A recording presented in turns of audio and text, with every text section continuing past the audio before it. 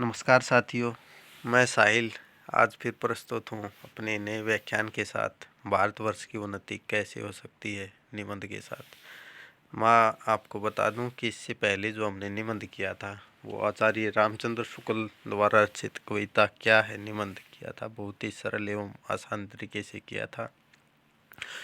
और इस श्रृंखला में आज जो हमारे व्याख्यान का विषय है वो है भारतेंदु हरिश्चंद्र द्वारा रचित निबंध भारतवर्ष की उन्नति कैसे हो सकती है। ये निबंध दरअसल निबंध नहीं है। भारतेंदु जी को बलिया नामक ग्राम में भाषण देने के लिए बुलाया गया था और उन्हें बताया गया था कि भारतवर्ष की उन्नति कैसे हो सकती है, इस पर आपको अपना आख्यान देना है।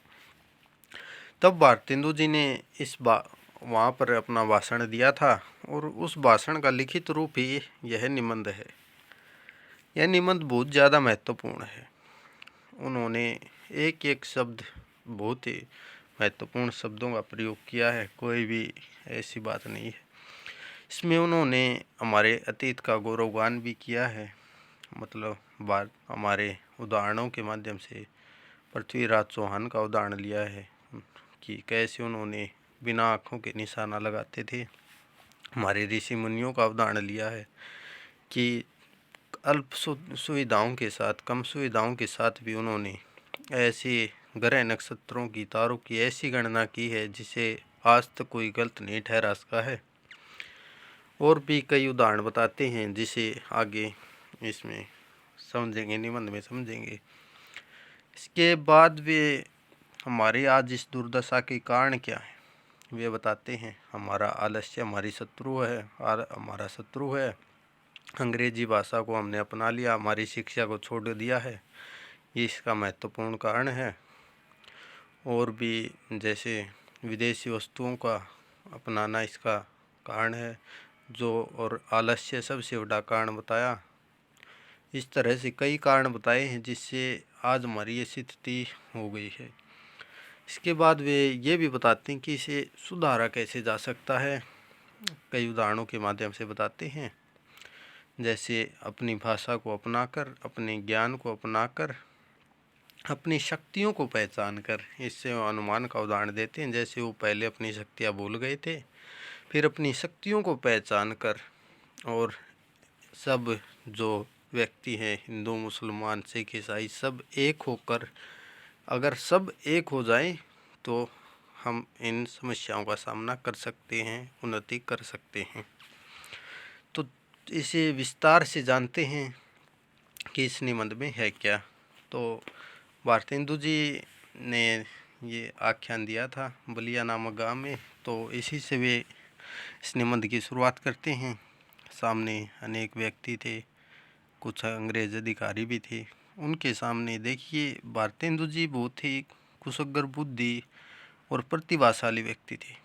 अंग्रेज़ों के सामने अंग्रेज़ों पर व्यंग्य करना, उनकी बुराई करना कोई छोटी बात नहीं है। इसलिए उन्होंने कई संकेत भी दिए हैं, कई जगह बिल्कुल स्पष्ट भी कह दिया है अंग्रेज़ों के सामने बिल्कुल बिना डरे। तो उसे हम अच्छे से समझेंगे, उनके भावों को समझेंगे। तो वे कहते हैं कि आज शुरुआत में कहते हैं कि आप बहुत ही आनंद का दिन है कि बलिया नामक गांव में इस उत्सव में, इस मेले में बाहर से, कोसों से, दूर दूर से व्यक्ति एकत्रित हुए हैं, यह आयोजन किया है। और वे कहते हैं कि इस आयोजन का जो कारण है वो रॉबर्ट बहादुर साहब हैं, साहब बहादुर जी हैं, वो वहाँ के कलेक्टर हैं। तो शुरुआत तो उनकी थोड़ी सी इज्जत से ही करनी पड़ेगी, क्योंकि अगर सीधा अंग्रेज़ों की बेइज्जती करेंगे तो कौन सुनेगा। तो वे कहते हैं कि जहाँ पर ऐसे व्यक्ति हों, रॉबर्ट साहब बहादुर जैसे, तो वहाँ पर ऐसे कार्यक्रम होंगे ही। क्योंकि जिस देश में अकबर को उत्पन्न किया था, जिस अकबर हुआ था, वहाँ पर अबुल फजल, बिरबल, टोडरमल भी उत्पन्न हुए हैं। अर्थात वे यहाँ से शुरू कर देते हैं इशारों से कि बाहर की आक्रांता तो पहले भी आए हैं। मतलब मुस्लिम शासक था अकबर, वो विदेशी था, लेकिन उस समय पर हमारे अपने लोग थे, जो बिरबल थे, टोडरमल थे, वो लोगों की सहायता करते थे, उन्हें अच्छे से समझाते थे, मदद करते थे। वे कहते हैं कि अगर रॉबर्ट साहब अकबर हैं तो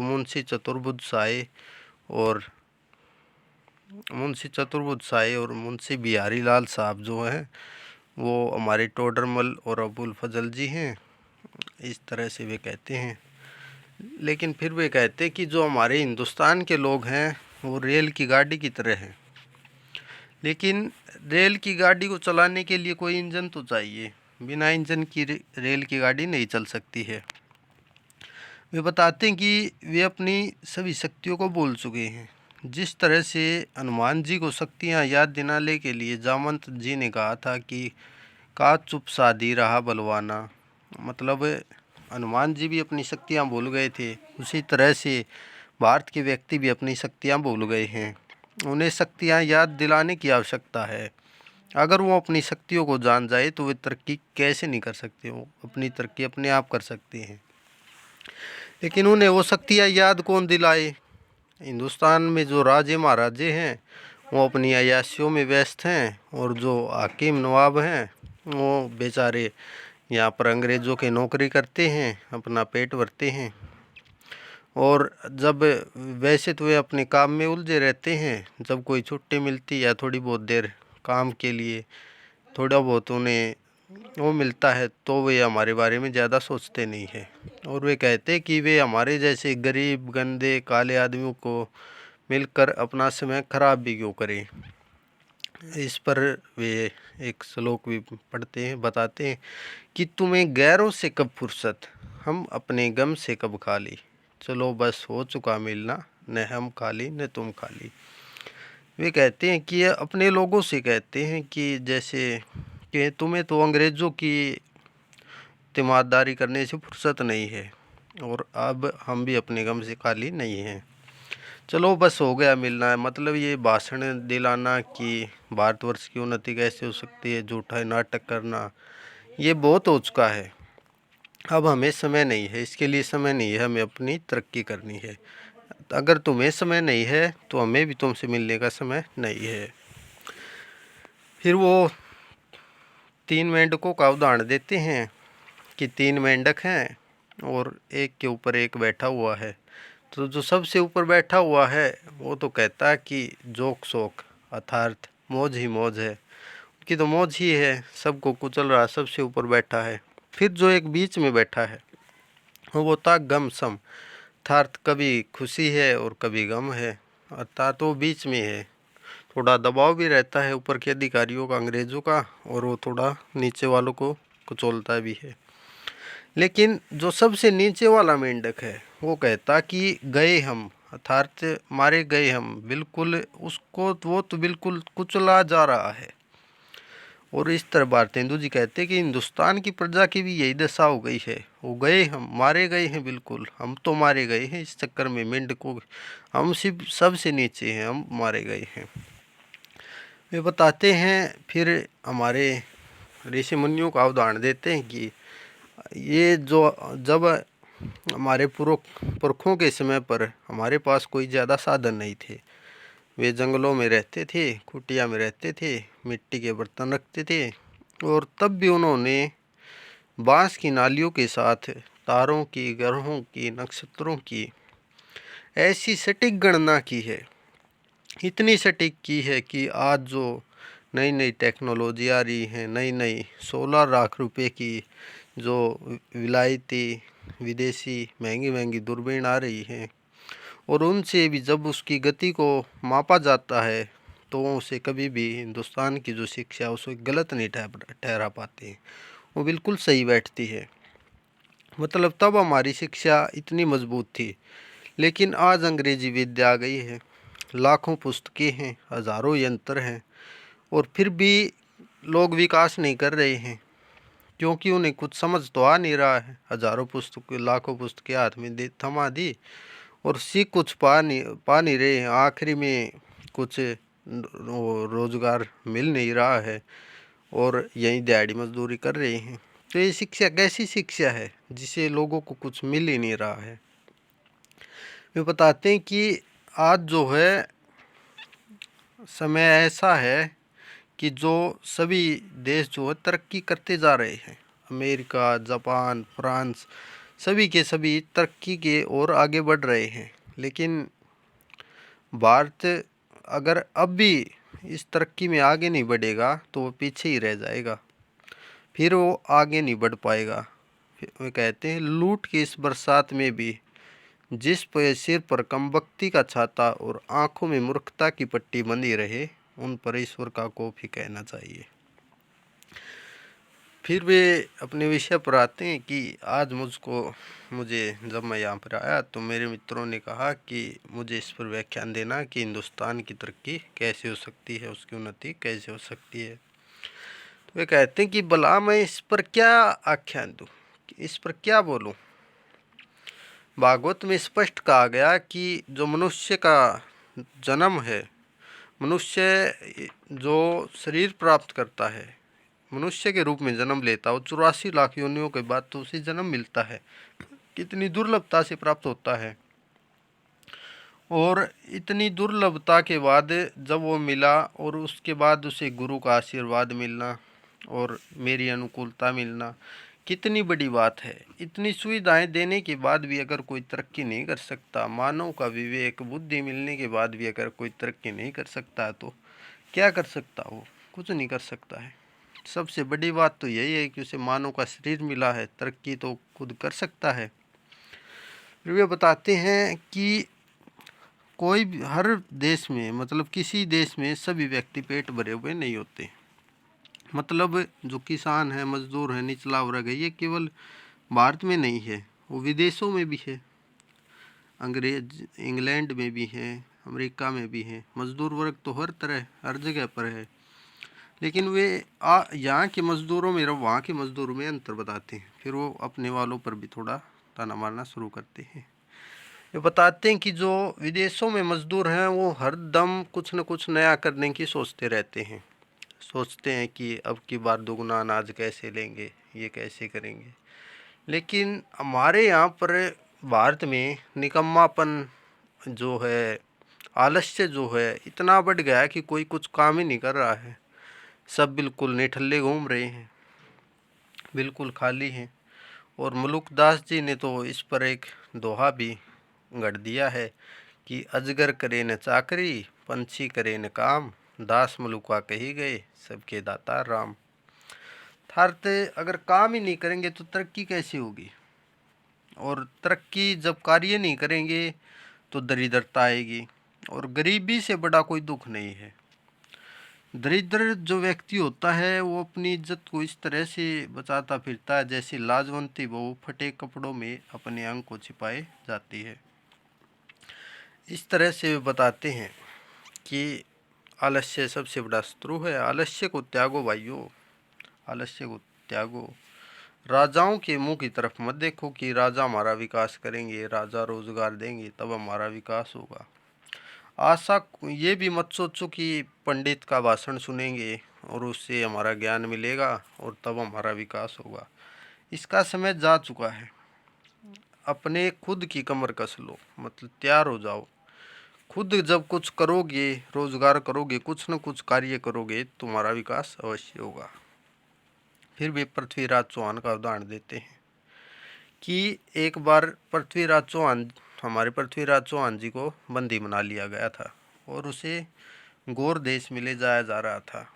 तब जो दो भाई थे, शहाबुद्दीन के भाई गयासुद्दीन ने को किसी ने कहा कि ये शब्द बे दीवान बहुत अच्छा चलाता है, अर्थात बिना देखे आंखें बंद करके निशाना लगा देता और बिल्कुल सही लगाता है, कभी गलत नहीं लगाता। तो इस पर सबकी हलचल हो जाती है, यार इतना तेजस्वी कैसे हो सकता है कोई? खुली आंखों से सही निशाने नहीं लग पाता कई बार, और ये बिल्कुल कह रहे हैं कि आंख बंद करके बिल्कुल स्टिक लगाएगा, थोड़ी भी गलती नहीं करेगा। तो उन्हें जचती नहीं है, तो इसकी परीक्षा लेना चाहते थे और इसलिए पृथ्वीराज चौहान जी की आंखें को फोड़ दिया जाता है, उन्हें निकाल लिया जाता है और कहा जाता है कि संकेत जो है वो चंद्र जी देंगे। और जैसे ही गयासुद्दीन कहता है कि जैसे मैं हूँ बोलूँ तो तुम्हें निशाना लगाना है। तो जो हमारे चंद जी हैं संकेत देते हैं कि अब की चढ़ी कमान को जाने फिर कब चढ़े, जिन चुके चौवाज इक्के मारे एक सर। चंद कवि के इस उदाहरण के बाद जो है गयासुद्दीन हूँ कहता है और वो बिल्कुल सही निशाना लगा देते हैं।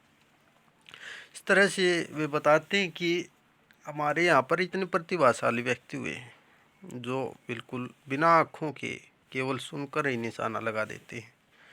तो तुम भी इससे कुछ सीखो भाइयों, सब ओर से तरक्की करो, हमारे धर्म की तरक्की करो, घर के काम में, बाहर के काम में, रोजगार में, शिष्टाचार में, चाल चलन में, शरीर में, बल में, समाज में, युवा में, वृद्ध में, स्त्री में, पुरुष में, अमीर में, गरीब में, भारतवर्ष की सब आस्था में, सब जाति में, सब ओर से देश की उन्नति करो, देश की उन्नति करो, ऐसा कहते हैं।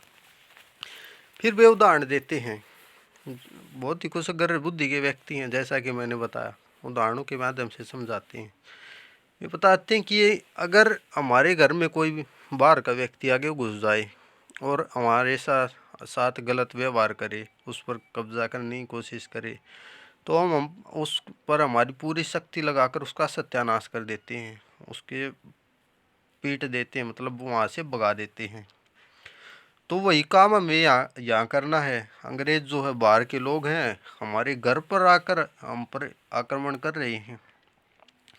तो वे कहते हैं कि उन्नति के रास्ते में ये जितने भी कांटे आ रहे हैं, मतलब जो अंग्रेजों रूपी कांटा हो, आलस्य रूपी कांटा हो, उनको जड़ से खोद कर फेंक दो। इससे डरो मत कि ये क्या कर देंगे, कुछ मत डरो, ये कुछ नहीं कर सकते। जब तक 100-200 मनुष्य बदनाम नहीं होंगे, जात से बाहर न निकाले जाएंगे, दरिद्र न हो जाएंगे, कैद न होंगे और अनजान से न मारे जाएंगे, तब तक कोई देश नहीं सुधरेगा। अर्थात अंग्रेज़ों को बाहर निकालने की तैयारी करो और बिल्कुल तैयार हो जाओ। इससे फिर वे बताते हैं कि उन्नति होती क्या है।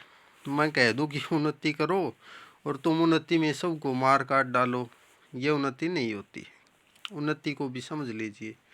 तो वे कहते कि सुनो उन्नति क्या होती है। सबसे पहले धर्म की उन्नति करो, धर्म की उन्नति करनी उचित है। जैसे क्योंकि अंग्रेज जो हैं वो धर्म नीति और राजनीति को परस्पर मिली हुई है, इससे उनकी उन्नति दिन दिन कैसे उन्नति हुई है जैसे हम देख सकते हैं। वे कहते हैं कि अगर हमारे धर्म की उन्नति होगी तो हमारी उन्नति अपने आप होगी। वो कैसे, वो उदाहरण देते हैं। जैसे आज हमारे बलिया के मेला के यहाँ पे आयोजन हुआ, क्यों हुआ? क्योंकि हमारा धर्म से जुड़ा हुआ है और यहाँ पे इतने दूर दूर से लोग मिलने आए। यहाँ कई लोगों ने यहाँ पर मिले, जो आपस में मिले, क्यों मिले? धर्म के कारण। अपने दुख सुखों को जाना कि वहाँ क्या चल रहा है, यहाँ क्या चल रहा है, और जो गृहस्थी की चीज़ें हैं जो गांव में नहीं मिलती हैं वो यहाँ पे ले लिया। और भी वो धार्मिक महत्व समझाते हैं। जैसे हम एकादशी का व्रत क्यों रखते हैं? ताकि महीने में 1-2 दिन उपवास करके हमारा शरीर शुद्ध हो जाए। हम गंगा जी में नहाने जाते हैं तो वहाँ पर सबसे पहले सिर पर पानी क्यों डालते हैं? सिर पर पानी डालने का विधान है ताकि, क्योंकि हमारे तलवे गर्म होते हैं नहाने से पहले, जैसे ही ठंडा पानी में जाएं तो हम बीमार न हो, जो हमारी गर्मी है पैरों की वो शरीर में सिर पर न चढ़े और विकार उत्पन्न न हो।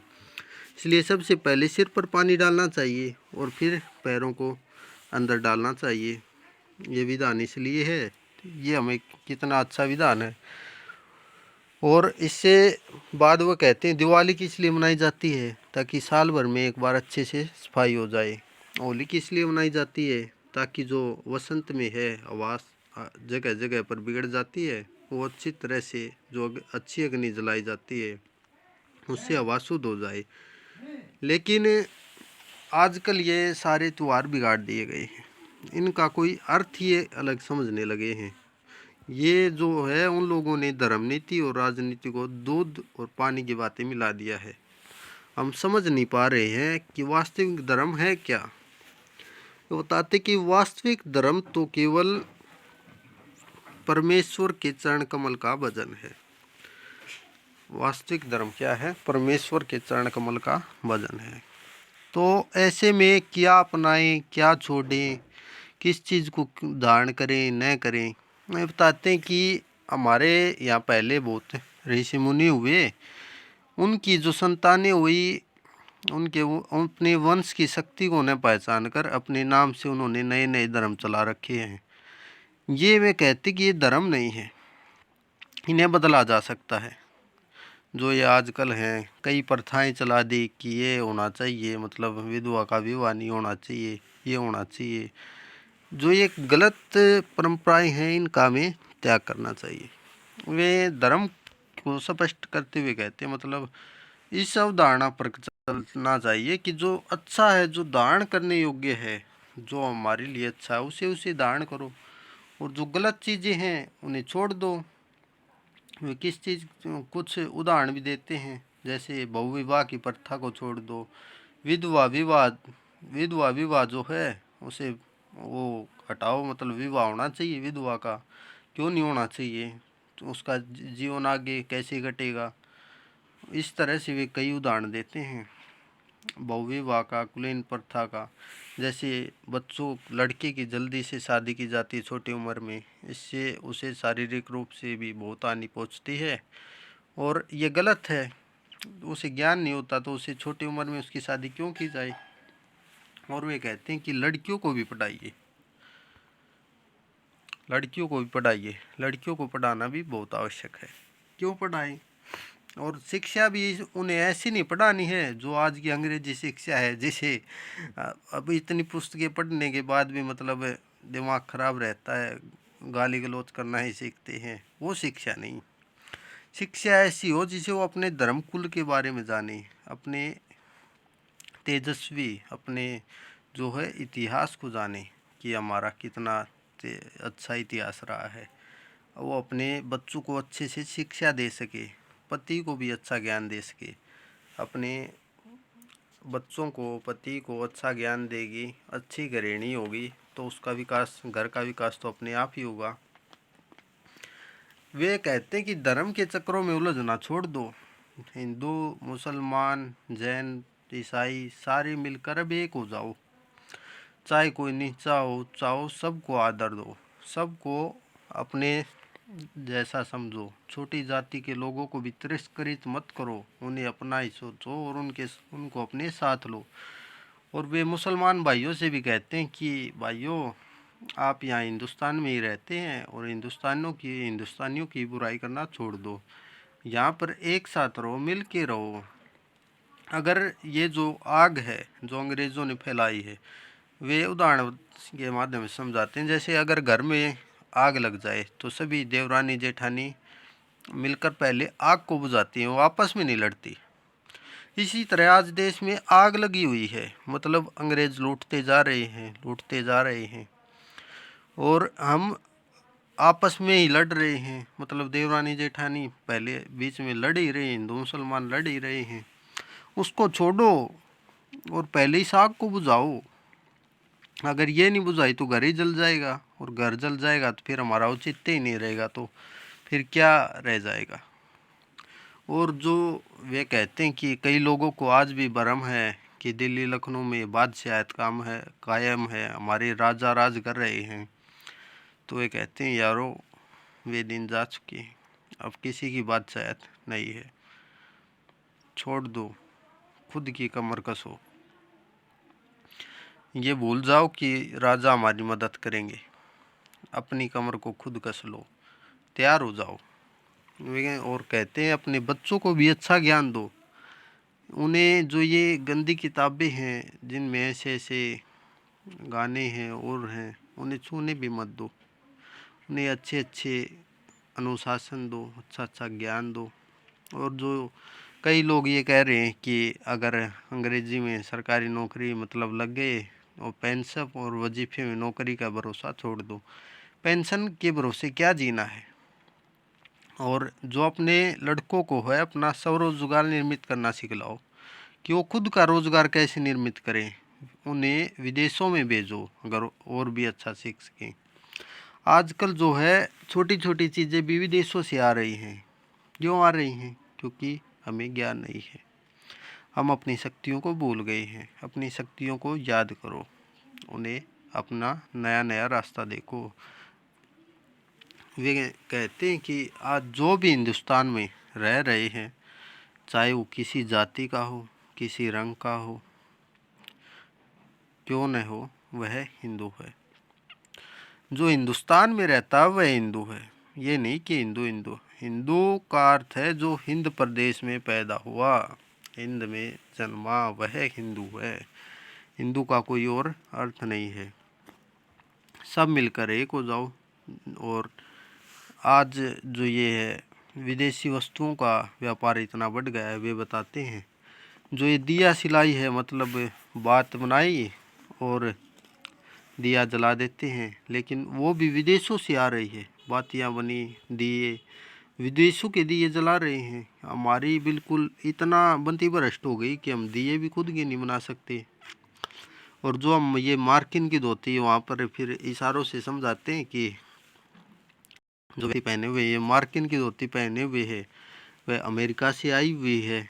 और जिस लकलाट का तुम्हारा अंगवस्त्र है यानी कि अंगोछा है, वह इंग्लैंड का है। और जो जिस कंघी से हम बाल बाते हैं वो फ्रांस की है। जर्मनी की बनी चर्बी की बत्ती से तुम्हारे सामने जल रही है। वे बताते हैं कि हर चीज़ तो हम विदेशों की पहने हुए दिखाई दे रहे हैं मुझे, तो हम हमारी उन्नति कैसे कर सकते हैं। तभी वहाँ पर जो व्यक्ति हैं आपस में बात करते हैं। भाषण तो चल ही रहा था कि हाँ ये फलाना उस चीज़ की है, फलानी उस चीज़ की है। इतने में एक व्यक्ति पीछे से डायलॉग मारता है कि भैया सब विदेश की चीज़ें हैं, अपनी तो केवल मूछे ही मूछे बाकी रह गई हैं, घर की तो केवल मूछे ही मूछे हैं। तो फिर भारतेंदु कहते हैं कि ये बहुत ही अफसोस की बात है कि हमारी निज वस्तुओं को हम छोड़ चुके हैं, निज भाषा को हम छोड़ चुके हैं। तो उसे छोड़कर हम अपनी उन्नति कैसे कर सकते हैं। कहते हैं कि भाइयों अब तो नींद से जागो, अपने देश को सब प्रकार से उन्नति करो, जिससे तुम्हारी भी भलाई हो। वैसी किताब पढ़ो, वैसे खेलो जिसमें तुम्हारा भला हो, वैसी बातचीत करो। परदेसी वस्तु और परदेसी भाषा का भरोसा मत रखो, अपने में अपनी भाषा में उन्नति करो। इस तरह से भारतेंदु जी ने अपने आख्यान दिया। भारतेंदु जी आपने देखा ही होगा किस तरह से अपनी कुशग्र बुद्धि का परिचय दिया। तो आज के लिए बस इतना ही। अगर वीडियो अच्छी लगे तो लाइक कीजिएगा, कमेंट करके बताइएगा कि कमी क्या क्या रही। बहुत बहुत धन्यवाद। आगे भी ऐसे व्याख्यान सुनने के लिए हमारे चैनल को सब्सक्राइब कीजिएगा। बहुत बहुत धन्यवाद साथियों। मिलते हैं अगले व्याख्यान के विषय के साथ।